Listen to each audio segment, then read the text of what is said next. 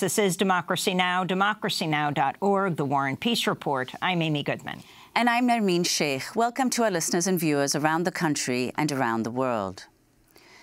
President Trump has signed an executive order claiming to end the separation of children from their parents at the border, but critics warn the order could lead to the indefinite detention of entire families.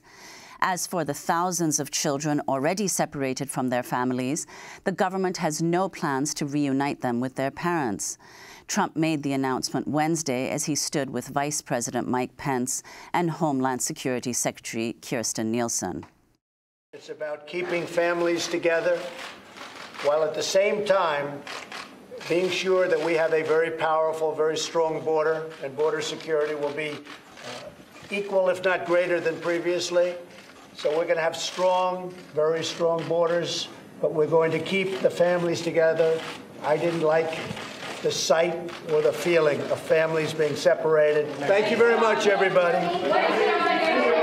We'll get the wall. We'll get the wall done. We'll get the wall done. Yes? Did Ivanka Trump show you photos of the children being separated from their No, Ivanka feels very strongly. My wife feels very strongly about it.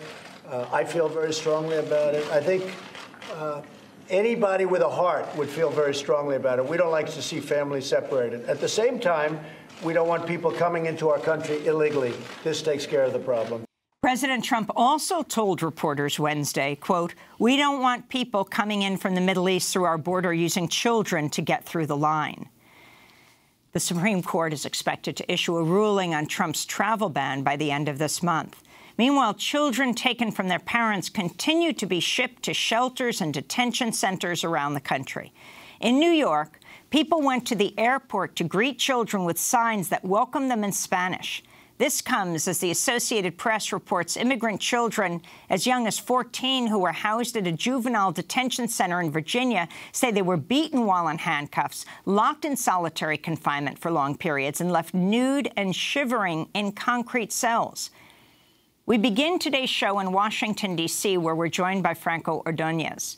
He is White House correspondent for McClatchy. His latest story, headlined, "Trump's immigration order replaces one crisis with another." A lot has happened in the last 24 hours, in the last 6 weeks, in the last months or year and a half. But Franco, talk about President Trump reversing himself, what this executive order means, and what will happen to the thousands of children who are now jailed. It really has been quite a turn of events in the last 24 hours. President Trump flipped. I mean, he said that he was going to force the Democrats to come to the table. He tried several times to blame this, his own policy, on the Democrats. And in the end, he reversed himself and came out with this executive order under tremendous pressure from Republicans, from some of his family, and from, segments of his important base, his loyal base, the religious community, for one. What the executive order does is essentially says that they are no longer going to separate children from their mothers at the border when they come in. But there's a big question about how that will be done and when that will be done. There's a Flores agreement. It's called the Flores. It's a 20-year-old agreement that was relitigated just a few years ago that limits the ability of the government to detain children for more than about 20 days. Trump says he's going to keep the families together for the length of their court hearings. That can be a year, 2 years, even longer. The courts are likely not going to allow that. So this is a big question. Is the president going to seek permission first, or is he going to ask for forgiveness? Is he going to go to the court and say, hey, can we relitigate, renegotiate this, longstanding agreement?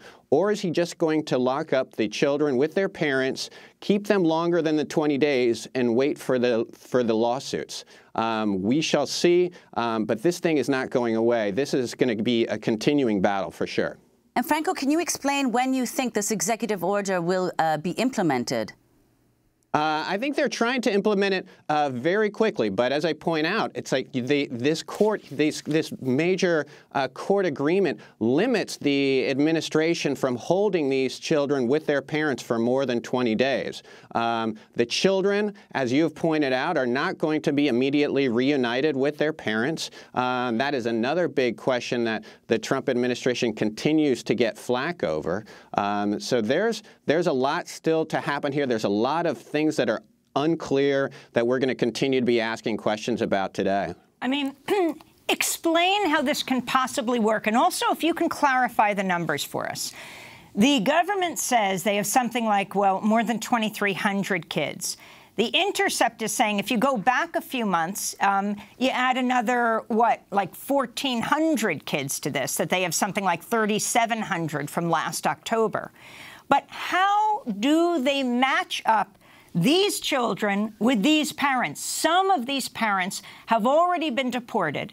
And as we noted in headlines, you have the mayor of New York, Bill de Blasio, saying, how is it possible we have 239 children here in New York City who are being held as young as, what, 9 months old, and we didn't know about it, he said. He's the mayor of New York. How do they reunite the children, the parents that have already been separated, many of whom the government has said didn't have proper documentation to link the two? It's a major problem, and we reported yesterday that this replaces one crisis with another.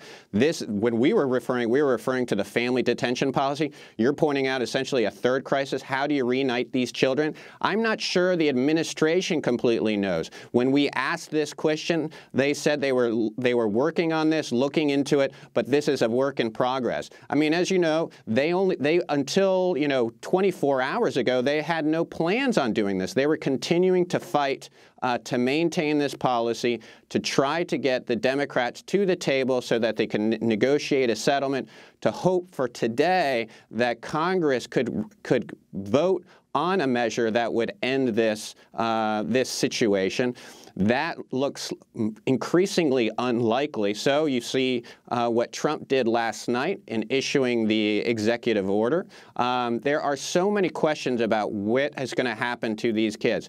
Yes, there's been about 2,300 children who have been taken from their parents since the zero tolerance policy put into place. There are other children as well. There's actually about 11,000 children who are without parents and guardians. That includes, of course, more the unaccompanied children who came by themselves. But this issue of children and how you're going to handle them is going to be a big issue in the next few days, in the next few weeks. It is going to be a serious problem.